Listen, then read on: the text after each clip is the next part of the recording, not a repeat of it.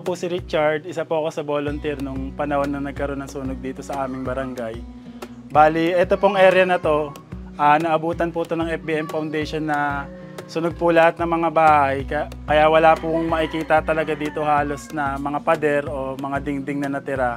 Pero ngayon po dahil po sa binigay na tulong ng FBM Foundation, yung mga pangunahing materyales tulad ng buhangin, graba, tsaka hollow blocks, nakapagpatayo na po ng mas maayos na tahanan yung mga kabarangay namin.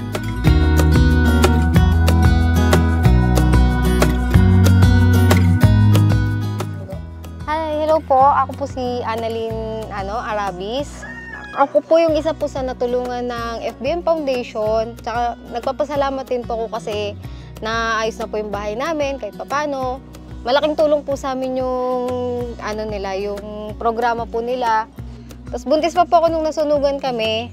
And then ngayon meron na pong bahay yung aking baby. Sobrang nagpapasalamat po kami ng aming pamilya po. Ayan, dito naman po yung naging groundbreaking area namin sa pangunguna po ni Sir Pepe Costa, ang FBM Foundation representative dito sa Pilipinas.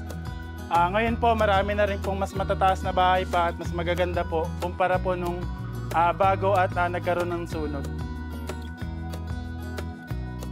Ito po yung ilan sa mga tatay nating nag-volunteer ng mga panahon ng sunog. Even up to now po, tumutulong pa rin po sila sa mga iba pang pamilya na tuloy-tuloy pa rin pong nagpapagawa ng kanilang mga bahay.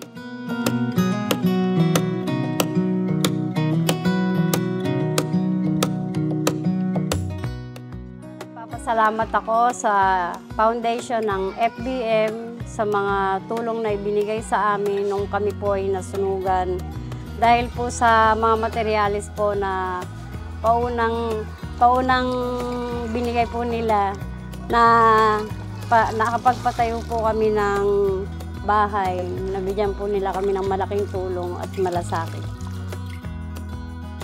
Ako po si Mama Ne ng Old Capitol Site na nasunugan po kami noong May 21, 2023. Ubos po lahat yung bahay namin, ubos po lahat ng gamit namin dahil wala po kami dito. Nasa probinsya po kami kaya wala po kami nailigtas. Maraming salamat po sa FBM Foundation kasi malaking tulong po yung naibigay nila sa aming graba, hollow blocks, saka buhangin po. Kung wala po yun, hindi ko po alam kung paano ako mag-umpisa pero malaking tulong po talaga. Gumanda po yung aming mga bahay. Thank you po at napaganda yung aming lugar.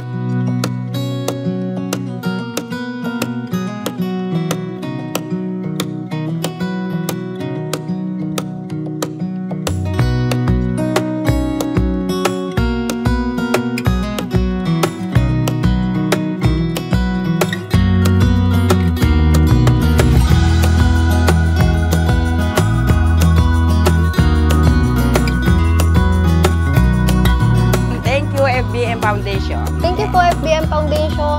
Thank you FBM Foundation.